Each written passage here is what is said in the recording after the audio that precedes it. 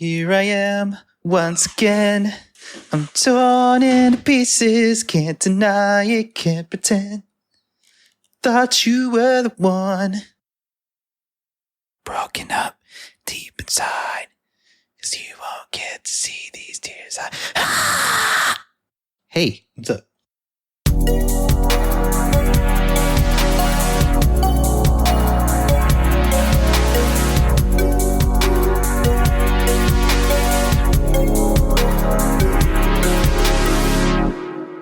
Hello, and welcome to the Interstate Gamers Podcast. I'm your host, Kevin, a.k.a. K-Slugs. My name is Peter, a.k.a. Deal for Real, and I'm also your host. Well, welcome everyone to the 53rd episode of the Interstate Gamers Podcast.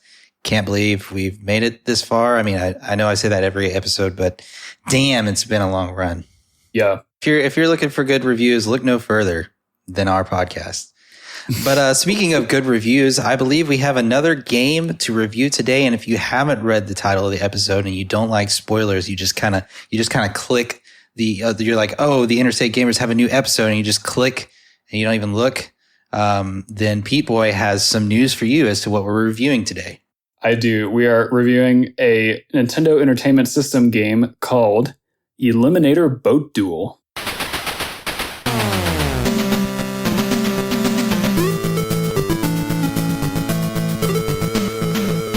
Obligatory, yeah, dude. Yeah. I remember seeing this game on the NES online thing for the Switch, and I was like, "Oh, this looks like a funny name for a game. Like, let's try it out, and see how it goes." And I played it for a little bit. I was like, "Yo, people, we got to review this game."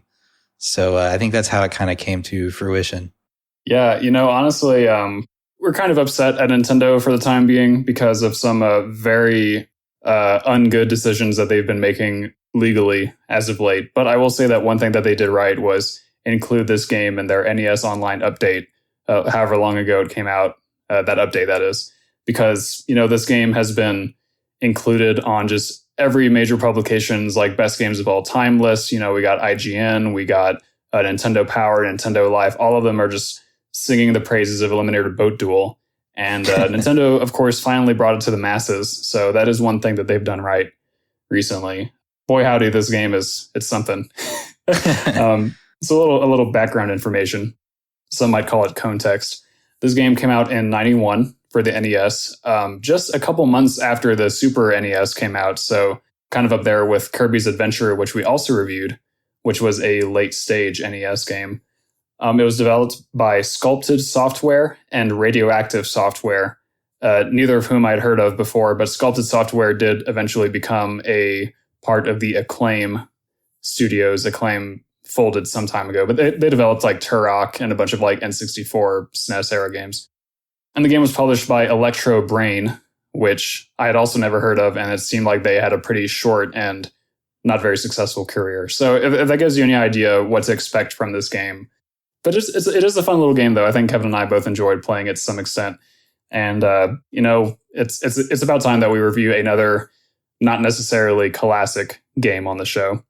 I agree, man. With that and all the context and everything, why don't we dive right into the gameplay? Sure. I guess I'll do that.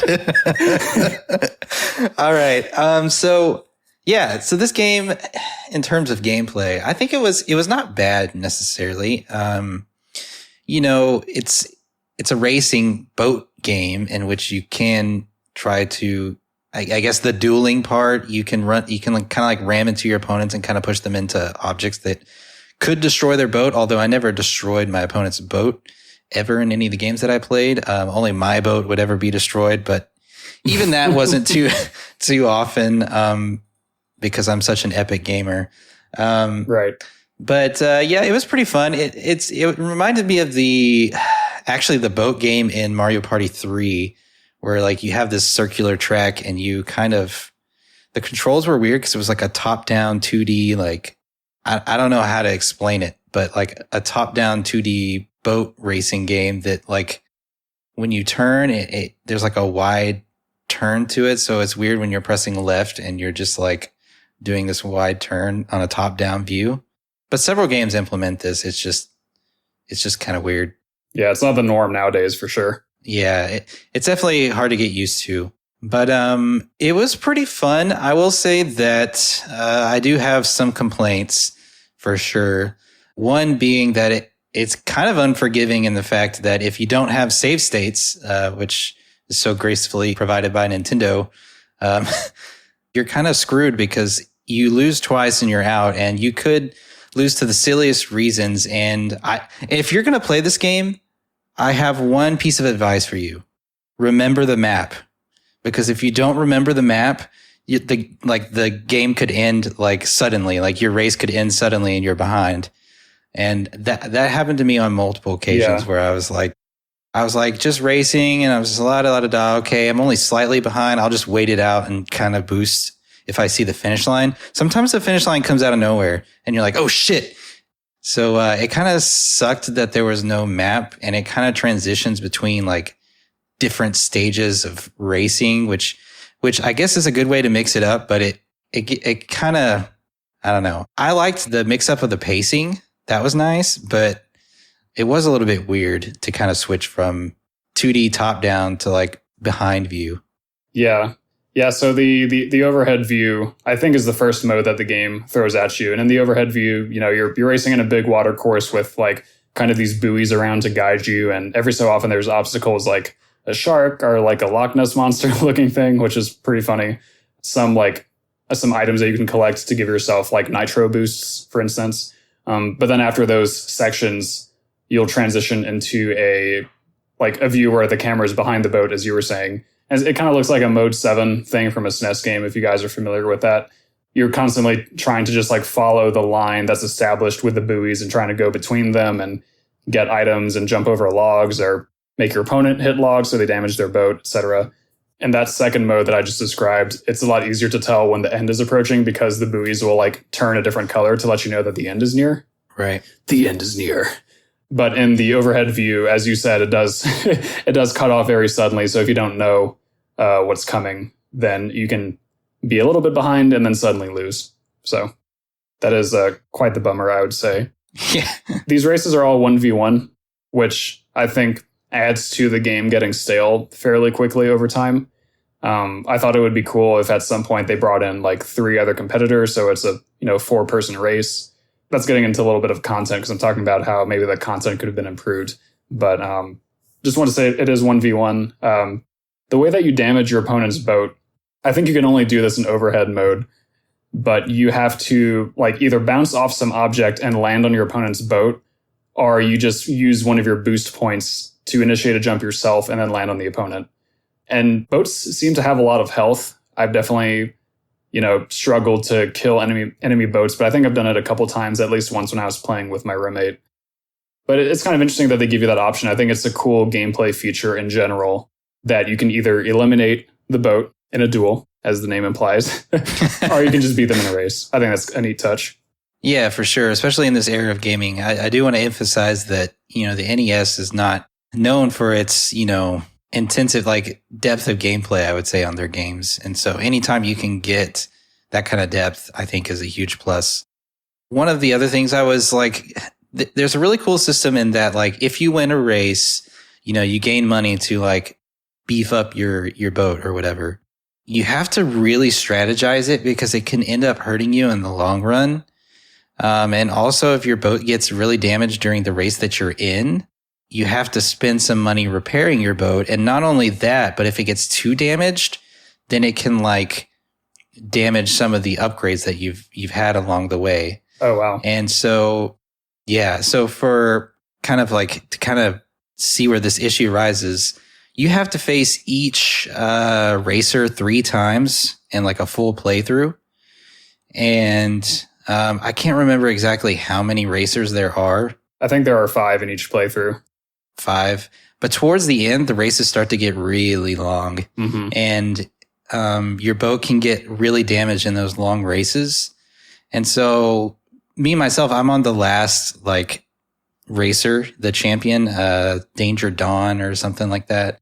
I'm at this point, I'm like, my boat is so severely damaged going into it. I had to spend a lot of money repairing my boat. not only that, the previous race left me with like no upgrades on my steering and my hull strength. And so I'm left with like hardly anything on my steering and nothing on my hull strength. And so then I have to first repair my boat because otherwise my boat's going to be useless in the water, which can slow your boat down significantly if you don't have a lot of damage, or if you have a lot of damage. And then this final boss has like max stats on everything. So like if you're not good to go, man, like if you don't have a lot of money, or if you like don't upgrade your parts wisely, you could end up grinding all the way to the top just to lose because your boat's just not going to make it through the mission. Because the first race of the final like racer is like 4 minutes and 10 seconds, I think is how it usually goes, which is a pretty long race for this kind of game. Yeah. I was looking at speed runs of this game with Mitchell. We actually were kind of having a fun little YouTube night watching the very limited selection of speed runs of this game. Honestly, less than I expected, given that now it's widely available. But I saw a dude who, if I read his split visuals correctly, it was his second completed run out of 22 attempts. So not optimized in the slightest, I think we can gather from that, if it's only the second completed run. But it was still like a 30-minute run for a game with like very simple gameplay and very limited content. And I was like, damn, this NES game, there's no way it should be this long for like a speed run, you know? And yeah, I remember scrubbing through that video and some of the races being like 5-ish minutes long or longer. And I'm like, this is ridiculous. Like, I think that gets into content as well, you know, talking about the game getting stale or whatnot. But I think that the moment-to-moment gameplay is pretty fun. Like, I feel like the boats control very well, and I think jumping around and smacking your opponent is really satisfying, actually. So I was pretty pleased with that. Like, when I played with Mitchell for maybe 30 minutes, and it was a lot of fun, like, us both trying to, like, jockey for first place and then, like, deciding when to focus on hitting each other versus staying ahead. I found it engaging. I think it would be a pretty fun multiplayer game if both players are, like, somewhat equally skilled and there's like a real back and forth. So I'd be open to seeing that. But I was not compelled to go through the one player mode very much. Like, I tried on expert mode, got to the second racer out of the 5 and like lost to him. And I was like, okay, I know about this game now. I'm done. You know, I can cash in. Yeah. And because of the era and, you know, not a lot of the games from this era have like saving, it's kind of hard to want to go back to the game and like play more of it, because like you could get pretty far, and then if you lose just twice, you have to start all over. And there's like easily more than 20 races. So I think there's 24 or something like that. Yeah, it's longer than you would expect, and a lot of it is arbitrary length because, you know, you lose twice and you're done. And so it can get to be a bit of a grind, and it's really disappointing if you don't have save states. You can lose to some pretty cheesy stuff. So I recommend, if you're going to play this game, play it with save states. You'll have a much better time. But as Pete Boy said, the moment-to-moment gameplay is pretty fun. I don't think, you know, I felt pretty challenged, but it was never like overly hard in each race. It's just that sometimes you could lose to something. Yeah. And there's speed boosts and things like that. And there's a little bit of obstacles here and there. So it kind of makes it fun. There's some silliness into like the behind view mode. You know, I don't know what to call that, but the rear view mode, as you called it, it's a little bit silly because you kind of want to stay in between like these lanes that they have for you, which could kind of veer left and right over and over again. And they'll randomly just like all of a sudden throw an obstacle in your way that will damage your boat. And as you get later into the game, it becomes alligators and crocodiles, and they're kind of hard to see, and they just kind of appear out of nowhere and they take up the whole lane. So you're just like, how do I dodge these? Yeah. You got to use a jump point if you still have any by then. Yeah. And at this point, you're kind of depleted. So that kind of brings me to another point. Like, I'd gotten all the way to this final boss and I had like, you know, not enough upgrades. I kind of wish you could sell some of your other upgrades to kind of redistribute them. Or like if you accidentally upgrade one that you didn't mean to, you could undo that, but there's no option to. That'd be far too complicated for the era, Kevin. You're asking for the impossible. Yeah. But, I did enjoy the actual act of racing, and the switching of the pace, while it was kind of weird, it did kind of work in some sense. It was like, okay, all right, I got to go to this part and this part. It made it seem less of the same stuff. Like if it was just top down view the entire time, I think it would be much less interesting. Yeah. While it wasn't like always executed well, I think it did a pretty good job. I think the game's solid. I don't think it has a lot of issues. There's not a lot of frame rate drops. Overall, I think the gameplay's solid. I just think that there's some pretty annoying issues with it. And I think if I were in this era of gaming and I had an NES, and given all the options there are for the NES, I think this is a pretty good option, and I could see this being someone's like favorite game out there somewhere. Yeah. I found a really funny Amazon review, like the one review of this game on Amazon where this guy was like, how are people not lining up to buy this game from their used game store? This is amazing. And he like went through, and he basically did the podcast for us, so I didn't have to do anything, which was awesome. Yeah, that's great. But yeah, so and like I'd look at the OST videos on YouTube, which are miraculously still there because we know how Nintendo feels about that. Yikes. Although they didn't develop this game, so it's probably why it's safe.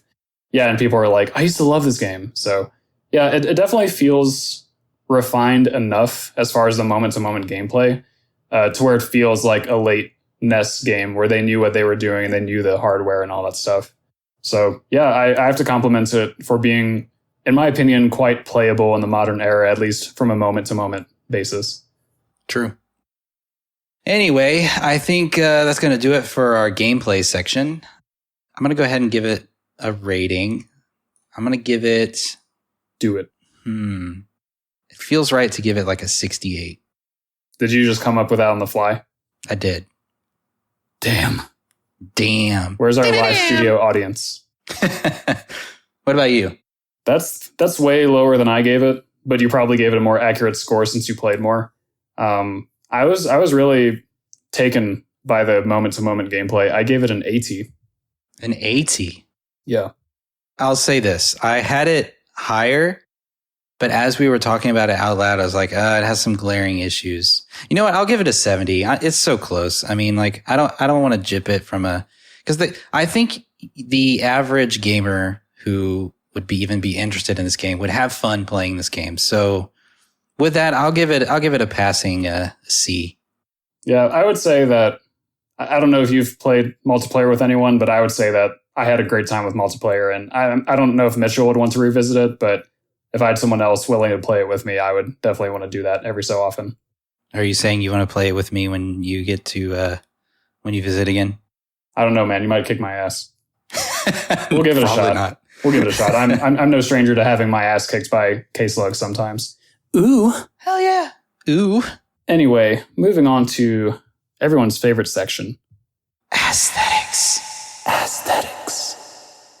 The visuales, B-boy. How good does this game look? Well, dude, let me tell you, right from the title screen, you see like those cartoon characters, you see an alligator kind of chilling in the water, you see like a big splash of foam, and you're like, this is going to be epic. and yeah, you start the game and you're treated immediately to the gleaming visage of some, beautiful pixel art character who's like talking to you like, are you ready to race me, bruh? And you're like, hell yeah. And so and you go and you're greeted by this very busty woman who is like at the starting line. And then you jump ahead, a head start, you leave the other guy in the dust. And all of the busty women along the side are like jumping up and down, cheering for you because you're so talented. You're such an epic gamer. Oh, no. I don't know where they got this footage of my everyday life, but they got it and they brought it back in time. Yeah, and then you're continuing your race, and let's say that they caught up to you after that embarrassing head start you got on them, and you guys actually have a close race. By the time you get to the finish line, you're neck and neck. And so then the busty women appear once again, and they're like, "We want slow-mo," which made me laugh out loud when I saw it. We want slow-mo. So then they give you the slow-mo, and then you're treated once again to the beautiful face of your opponent when they congratulate you on your epic victory. So what can I say other than the visuals are just... there's games like Breath of the Wild and Mario Odyssey. And then 20 spots above that on the tier list, you have Eliminator Boat Duel. Eliminator Boat Duel. Yeah. Truly the S tier of video games when it comes to visuals. I will say, though, I thought the visuals actually looked pretty good. In all seriousness, like I thought that there was like a decent amount of detail in like the water and at least in the overhead mode, like the water and the little sprites that would float by in the landscape. Like I thought it looked pretty good. Nothing that I would like super totally write home about, but I thought it was good. I thought it was like better than a lot of other NES games I've looked at. And it was funny too. Like you could tell the sense of humor of the game from the visuals. I would say there were too many busty women. I would say that was a little demeaning. Yeah. But, all the character art did make the game have a lot of personality one way or the other. So I have to give it points for that. Yeah, that's true. It wasn't all bad. This game, I wouldn't say, like you said, I wouldn't say it's even like, it's definitely not the best looking game ever. And it doesn't age well in more ways than one. And I think even for an NES game, it's just all right. I mean, there's some really good looking NES games. In fact, when I was kind of considering this section, I was like, all right, what are the best looking NES games? And obviously this one wasn't on there. They don't know what they're missing, but there were some pretty good ones on there. And I'm like, okay, this definitely doesn't compare. There's other moments in the game when you get later into the game, you'll get into this swampy area. Yeah. There's actually another area. It's the only other area that exists. Can you believe? Yeah. Actually, there's kind of three areas. There's the kind of open water area. I'm speaking in terms of the top-down view. But there's like the open water area, and then there's like a shipyard area, and then there's a kind of a swampy area. And the swampy area, that they turn the water green, and when you're in the like kind of the rear view mode, it kind of like spazzes between like green and blue a little bit, and it's kind of off-putting, and you're just like, what the hell's going on when you first drive on it. Yeah. And then also the alligators, I wasn't a fan of just how quickly they come out of nowhere. It's just like, oh my God. Yeah. Stop. One of my visual complaints is that there's so little variation in the areas. Yeah. I think in total, the game, there's more than like the 5 opponents that you have on the expert mode, because I think normal and easy mode have some unique opponents to them, but they don't have, different areas. There's only like the 3 areas that you mentioned that get recycled. And like even on the starting screen, when it's just you and your opponent blasting off like Team Rocket, there's always the same mountain background, even if you're in like the swamp. And so It's like, oh, I didn't realize we teleported to Louisiana after starting off in Colorado. But hey, those boats go pretty fast, man. Yeah, they do. It's got its charm. Yeah, I'm kind of uninformed as far as visual standards for NES games, because like the ones I remember most are Mario and Zelda, which like were early on and they were very blocky. But I have played Kirby's Adventure, which was like one of the last NES games. True. And that game I think looks amazing. This game definitely doesn't look as good as that by any means, but no, it's I thought it was decent to good. I enjoyed looking at it. Right. Do I have anything else to say about it? I mean, there's not a lot to say. Yeah. I don't think I do. I don't blame you. When it's so perfect, there's little you can comment on. Oh, man. Okay. Well, I'm ready to give my score. Why don't you give yours first, though? I will indeed. I'm still feeling pretty positive. All things considered, I gave it a 75. 75? Nice. I gave it, I'm a little bit below that. I gave it a 63. Yeah. Makes sense. Yeah. Well, let's see if it can redeem itself in the audio section. And I will go ahead and kick that section off by saying that it probably doesn't redeem itself super well.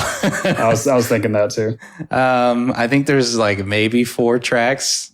There's a little bit more, but not a whole lot to write home about here. It gets the job done. I won't say it's bad. Like it's music that is in the game that exists and doesn't, like, you're not having like a horrible time listening to it. But yeah, it fits the mood on some basic level, if nothing else.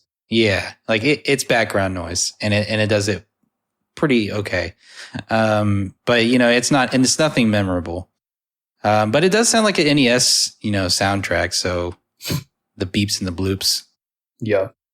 Yeah, I looked up the OST on YouTube and saw a playlist with a whopping 7 tracks with a total runtime of probably like 8 minutes. So, you know, pretty minimal, you know. I agree with you, music pretty unremarkable, but fits the mood, so totally inoffensive. It's there. I did like the little theme music from when you're in the dry dock. I found myself kind of humming along to that every time. So I guess that was kind of catchy. Yeah.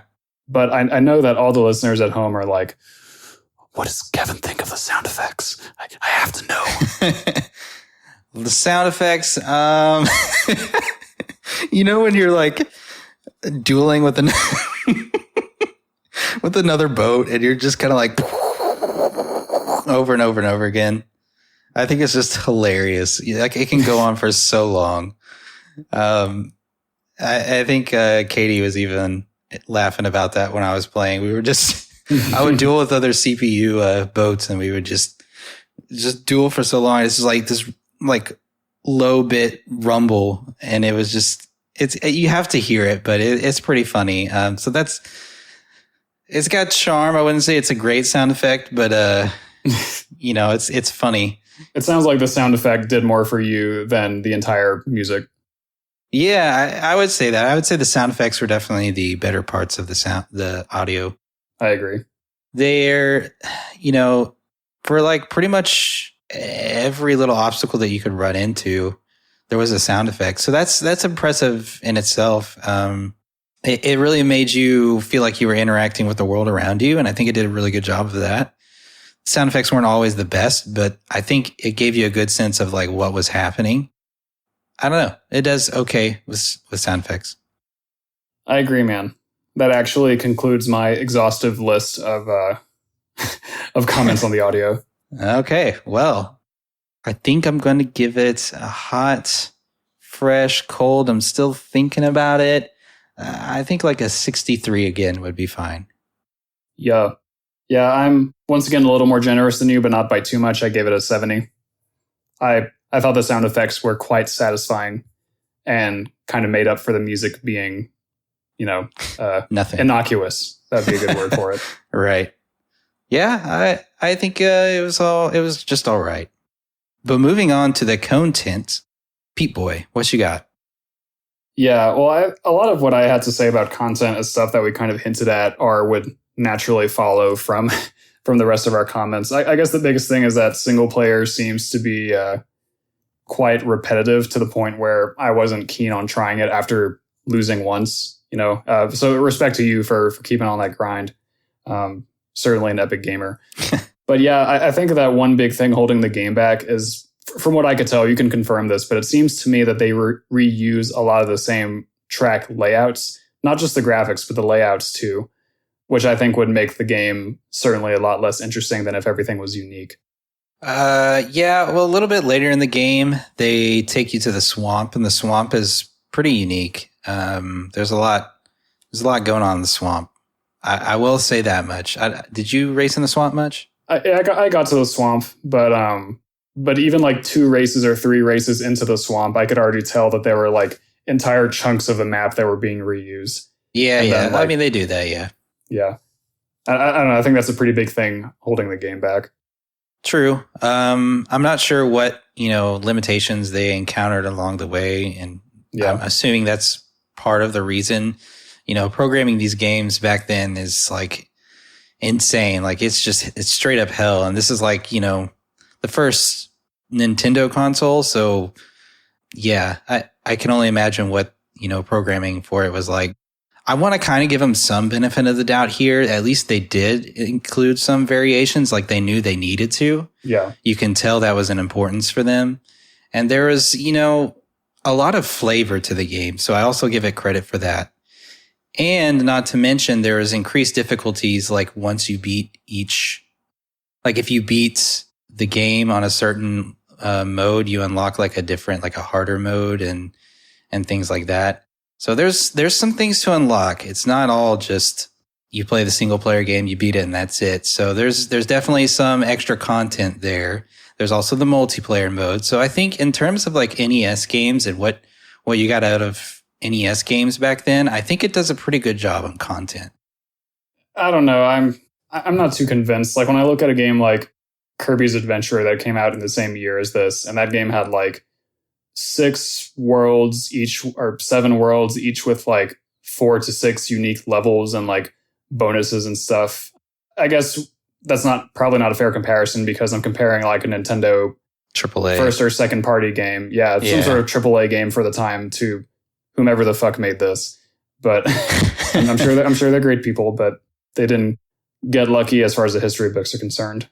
But I mean, I think that's still a valid complaint for me to have, is like when I see just map layouts being reused time and time again, I'm sure there's difficulties involved, but I'm trying to add in a little bit of modern player perspective and think like, nah, I don't vibe with that too much. Right. It definitely hasn't aged well. I think I'm thinking about it in the sense of an arcade game where like a lot of shit just gets reused all the time. And I'm probably giving it too much credit in terms of a developer standpoint, but at the same time, you're right. It is a lot of repetitiveness, not just in terms of reusing some like, the same map or whatever, but like it's just kind of the same game throughout. There's not much that really changes. From like racer to racer, there's not a whole lot of differences. So unless you get to the final person where it's just like, yeah, this person's beast. Yeah, that's one thing I wrote down is I was hoping to see more twists on the gameplay formula. Like whether it's different ways to attack your opponent, like maybe at some point you get some projectile or something. Different ways that like the enemies could attack you. Maybe one of them lays traps in the water. Maybe some courses have like interesting obstacles to them. I think having multiple racers or more than 2 racers in the race would be pretty cool. Maybe like that could totally be a system limitation thing though. Knowing the console. Yeah. Yeah, I think a combination of the repetitive maps and then the gameplay just being the same throughout hurts it. Think how chaotic that would be though. Like having another racer in those narrow lanes. Oh my gosh. Yeah, they'd certainly have to like adjust some things, and the field of view would probably have to be wider as well because it's it's not a big resolution that you're looking at, so you can't keep track of too many things if you're zoomed in. Yeah, for sure. I think those are good points though, and I do think it's pretty valid. Yeah, it definitely hurts the game, but I think there's effort there because you can see that they know that they need to change up the gameplay. They just might not have done it in the right way. I think that's why they have the different like sort of like game modes along the race. Yeah. Like because they're trying to mix it up with each race and they're trying to like do it at different segments and different points. And I'll give them credit to some extent. It does make it feel like each race is a little bit different, but at the same time, you still kind of like, okay, I know what to expect. Yeah. That's all I got for content. That's all you got? I didn't get to play multiplayer mode, so I'm kind of sad about that. But do it. Would you say multiplayer mode is your most enjoyable part of this game, I guess? I would only ever go back to this game for the multiplayer. Okay. I mean, maybe if I had some like random urge to to get the moment to moment gameplay fix, but I certainly think nowadays it's much more valuable as a multiplayer game. Okay, fair enough. I'll have to give it a try. But with that, I think that will conclude our content section. Why don't you give your score? I gave it a slightly less hot and fresh 60. 60. Wow. I actually went a little bit higher than you. Maybe not a shocker from our review, but I gave it a 68. Oh, that's not too much higher. No, I don't think it blows it out of the water, but I think it does some things right. Because boats. Because boats. But yeah, y'all get me. Yeah. So with that, we're going to do a little bit of number crunching, and then we'll get back to you shortly. Yeah. Welcome back to the Eliminator Boat Duel Super Hype review. My score recap, I gave gameplay an 80. I gave visuals a 75 and audio a 70, which together make my aesthetics a 72.5. And then content, I gave a 60. So my overall score for Eliminator Boat Duel is a 70.8. 70.8. Wow. Barely eclipsing that C level. Yep. So for me, I gave gameplay a 70, and going into the aesthetics section, visuals I gave it a 63 and audio a 63. So as you can expect, the aesthetics for Eliminator Boat Duel is 63. And then my content was a 68, making my overall score a 67. And so with all of these scores added together, the IG score is a 68.9. So close to a 69. We were on the edge of greatness. We were almost there. And this, as you might know, makes Eliminator Boat Duel the 44th best game of all time. Just barely scraping by Sonic Adventure 2 Battle and Chopper Attack. You know, I found myself comparing this game to Chopper Attack a lot in many ways. The, you know, kind of vehicular-based kind of, you know, games that no one cares about. So I was like, how does this game compare to Chopper Attack with the time difference and the, you know, the historical context? And so that was kind of interesting to think about. Yeah. I did rank this game slightly better than Ukulele personally. And I will stand by that statement and say that I never want to play Ukulele again, whereas I may actually want to play this game again. So damn, that is so harsh. There you go. Poor Ukulele. I'm sorry, Grant, but I had to do it to you. But yeah, you're right. I kind of comparing it to Chopper Attack. I'm pretty sure I'd rather play this game over Chopper Attack. I definitely had a lot more fun playing Eliminator Boat Duel than Chopper Attack. I wouldn't say it's like immensely more fun, but like, you know, it's fun enough. I didn't have a horrible time playing this, but I did say this game sucks like a few times when racing the champion. I actually had a lot of trouble starting with the game. I was like, I just keep losing. This is outrageous. It's unfair. How can you be an epic gamer and not win the Eliminator Boat Duel? Yeah, I didn't realize how hard the game actually would be. But yeah, I'm happy we reviewed this game. It was really fun. I'm glad I played it. It was a nice little game. Like, it was a nice change of pace to not spend so much time on a game that I had to play and was able to just play in just a couple of days. So that's nice. Yeah. I'd be interested in seeing like where the developers of this game are now. Like that would be fun. Like to see what they're up to now, or if they're like big into the gaming industry now, or they've like went off and did something else. Yeah, hard to tell. Anyway, you know who I do know about now is our Patreons, our Patreon patrons. Kev, do you have the list handy so you can shout them out? Give me a second. Every time with this man. Yes, I do. We have Dolphin Dasher, Justin Probst, Z-Link, and Ryan Everett. Thank you all for your generous, you know, contributions to our podcast. And, you know, we couldn't really be where we are without all of the support we've gotten to this point. So really just thank you to everybody, and thank you to the patrons. So it's been a blast. Yeah. Whether or not you're a patron, as long as you're a fan of the show, you have our gratitude. Thank you very much. If you want to hear more from us, you can go ahead and follow us on twitter.com. Our username is the IG_cast. The underscore is very important. Don't forget it. Or else you go somewhere else. Can't have that happen. No. Perhaps even better than our Twitter, actually, I know it's better, is our website, lovingly hand-coded by Kevin himself. Oh, the most epic, the epic web dev. We don't often shout out epic devs, but he is certainly one of them. So go to the igcast.com to see fun stuff, primarily our breakdown of all of our ratings throughout the years. And it has been multiple years, by the way, which is awesome. Yeah. Go ahead and you can look at all those games. You can sort them. The sorting happens like that, faster than an Eliminator boat can travel. Can't believe it. Yeah, so definitely go check that out. Yeah, social media stuff. We're, you know, not super active, but we try. Yeah, if you talk to us, we will respond. Let it be known. So if you have something to say to us, we certainly welcome any and all feedback. Last thing I want to say, and I don't know if this will actually make it into the episode because it might get edited, but I forgot to mention that for Eliminator Boat Duel, they on their cartridge they misspelled the game's name. Yeah, this will make it in. I can't believe that. I know I sent you that, but man, what was your reaction when you first saw that? I wasn't really surprised, to be honest. I was like, yeah, I could see it. I think it was specifically like the top edge of the label, because I think the NES had labels that kind of wrapped around from the front to the top. Yeah. And so I think it was just that top part. So it wasn't like the main artwork for the game. It was still pretty funny. It's still very funny, yeah. Eliminator, I think it was. Yeah. But like an extra O in there. So pretty good. Thanks, Wikipedia. Thanks.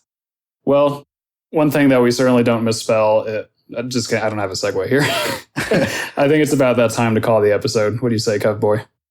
Yep, I think that's going to do it. Thank you guys for listening, and we'll see you next time. Love you too.